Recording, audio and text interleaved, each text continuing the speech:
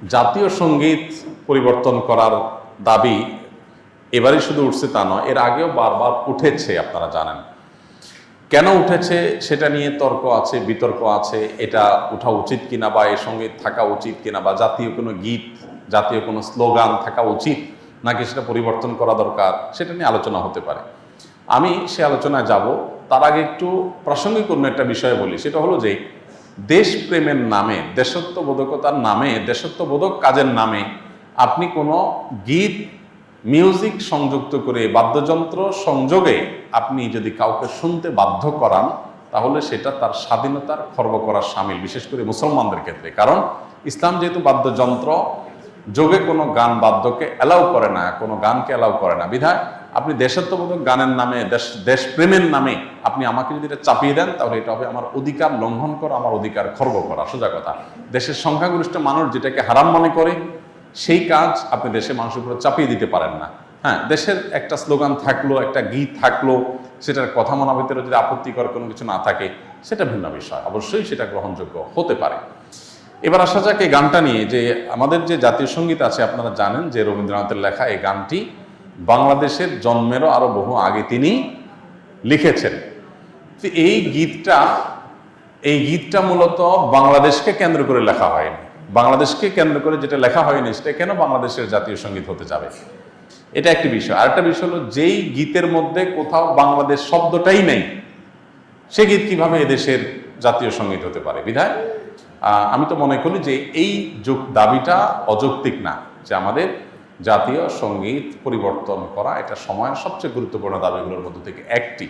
আরেকটা এখানে বিষয় হলো যে আপনারা জানেন যে হিন্দু ধর্মাবলম্বীরা তারা পূজনীয় বা দেবতা তুল্য এরকম কিছু মানুষ বা কোনো ব্যক্তি বা বস্তু থাকে, তাদেরকে তাদের দৃষ্টিতে তারা সেগুলোকে মা বলে সম্বোধন করে। ইসলাম আমাদেরকে এরকম কোনো ধারণা দেয় না। মাতৃভূমির প্রতি ভালোবাসা এটা একটা স্বকীয় বিষয়, এটার জন্য মুসলমান হওয়া প্রয়োজন নাই, এটার জন্য মানুষ হওয়া যথেষ্ট। শুধু মানুষ কেন, অন্যান্য প্রাণীর মধ্যেও কি আছে? নিজের ভূমির প্রতি নিজের টান আছে। একটা কুকুর, একটা বিড়াল, একটা প্রাণীও দেখবেন যে সে যে ভূমিতে থাকে, বসবাস করে, বা যে ভূমিতে তার জন্ম বেড়ে ওঠে, সেটার প্রতি তার সহজাত একটা টান আছে। সেখানে মানুষের মধ্যে তো অবশ্যই আছে। আমাদের প্রিয় নবী সাল্লাল্লাহু আলাইহি সাল্লাম মক্কা থেকে যখন হিজরত করে মদিনায় আসছেন, তাকে যখন কেবলা পরিবর্তন নির্দেশ করা হলো, তিনি যখন ফিলিস্তিনের দিকে নামাজ আদায় করছিলেন, তিনি বারবার করে মক্কার দিকে যেন কেবলা করে নামাজ পড়তে পারেন, নিজের মাতৃভূমির দিকে ফিরে যেন তারা সালাত আদায় করতে পারেন, সেজন্য আল্লাহর কাছে বারবার করে বিভিন্নভাবে আর্গুমেন্ট পেশ করছিলেন। আল্লাহ তাআলা কোরআনে সেটা উল্লেখ করেছেন, ফালানুওয়াল্লিয়ান্নাকা কিবলাতান তারদাহা। হে রাসূল, অচিরেই আপনাকে আপনার মনের মতো আপনি যে কেবলার প্রত্যাশা করছেন সেদিকে ফিরে সালাত আদায় করার নির্দেশ দান করবে। এখান থেকে বোঝা যায় মাতৃভূমির প্রতি সহজাত টান থাকা এটা একেবারে প্রাকৃতিক একটি বিষয়। বিধায় এইটার জন্য কোনো জাল হাদিস বানানোর কোনো প্রয়োজন নাই, যে হব্বুল ওয়াতন মিনাল ঈমান, দেশপ্রেমের অঙ্গ, এরকম কোনো হাদিস নবী সাল্লাল্লাহু আলাইহি ওয়াসাল্লাম বলেন না। নবী সাল্লাল্লাহু আলাইহি ওয়াসাল্লাম নিজেই নিজের মাতৃভূমির মধ্যে তার ভালোবাসা ছিল। সো একজন মানুষ হিসেবে আমাদের মধ্যে সেটা থাকবে, দায়িত্বশীলতা থাকবে, সেটাই স্বাভাবিক। আলাদা করে জাল হাদিস বানানোর প্রয়োজন না। যাই হোক, তো মাতৃভূমির প্রতি টান এক জিনিস, আর সেটাকে পূজা করা আরেক জিনিস। ইসলাম আমাকে এটাকে পূজনীয় করতে বলে নাই। বিধায় সংখ্যাগরিষ্ঠ মানুষের বিশ্বাসের সাথে যেমন যায় না, এই গীত বাংলাদেশকে কেন্দ্র করে লেখা হয় নাই, এটা বাংলাকে কেন্দ্র করে লেখা হচ্ছে, যেটা পশ্চিমবঙ্গ পূর্ববঙ্গ মিলায়। অতএব এই জ্ঞান মূলত এই দেশের জন্য না, যার কারণে এই গীত বা স্লোগান বাংলাদেশের এটা পরিবর্তন হওয়াটাই হলো যৌক্তিক।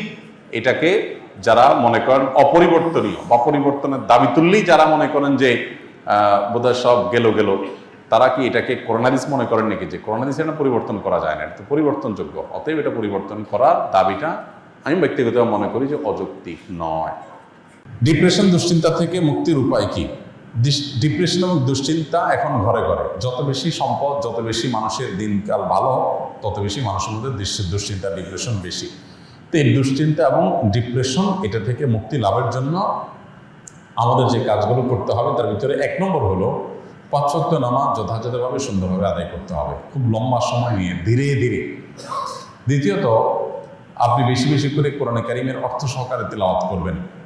এটি দুশ্চিন্তা থেকে মুক্তি লাভের জন্য অন্যতম কারণ। বিশেষ করে সূরা ইউসুফ সম্পর্কে অনেক উলামারা বলেছেন, এটা অর্থ সহকারে বুঝে পড়লে, মহব্বতের সাথে পড়লে, তাজবিদের সাথে সুন্দরভাবে পড়লে ইনশাআল্লাহ দুশ্চিন্তা থেকে মানুষ বাঁচতে পারে। তৃতীয়ত, দুরুদের আমল এ সম্পর্কে হাদিসে পরিষ্কারভাবে আমাদেরকে নবী সাল্লাল্লাহু আলাইহি সাল্লাম নির্দেশনা দিয়েছেন যে নিয়মিত যদি কেউ দুরুদ পড়ে, সবসময় দুরুদ পড়ে, তো আল্লাহ তাআলা তাকে দুশ্চিন্তা মুক্ত করেন। আরেকটা হলো ইস্তেগফার। ইস্তেগফার যদি কেউ নিয়মিত পড়েন, তাকেও আল্লাহ তাআলা দুশ্চিন্তা থেকে হেফাজত রাখেন। আর এছাড়া দুশ্চিন্তা থেকে মুক্তি লাভের জন্য একটা বিশেষ দোয়া আছে, নবী সাল্লাল্লাহু আলাইহি ওয়াসাল্লাম পড়তেন, আল্লাহুম্মা ইন্নী আউযু বিকা মিনাল হাম্মি ওয়াল হাযান ওয়া আউযু বিকা মিনাল আজজি ওয়াল কাসাল ওয়া আউযু বিকা মিনাল বুখলি ওয়াল জুবন ওয়া আউযু বিকা মিন গালাবাতিদ দাইনি ওয়া কাহরির রিজাল। এই দোয়ার প্রথম অংশ যেটা, আল্লাহুম্মা ইন্নী আউযু বিকা মিনাল হাম্মি ওয়াল হাযান, আল্লাহ আপনার কাছ থেকে দুশ্চিন্তা, পেরেশানি, ডিপ্রেশন থেকে আমি পানা চাই, এটা বিশেষ করে পাঠ করবেন। আর এমনিতে নবী সাল্লাল্লাহু আলাইহি ওয়াসাল্লাম নিয়ম ছিল, কানা ইযা হাযাবাহু আমরুন ফাযা ইলাস সালাহ, কোনো বিষয়ে যখন তিনি পেরেশানিতে পড়তেন নামাজে চলে যেতেন, 2 রাকাত নামাজ পড়তেন।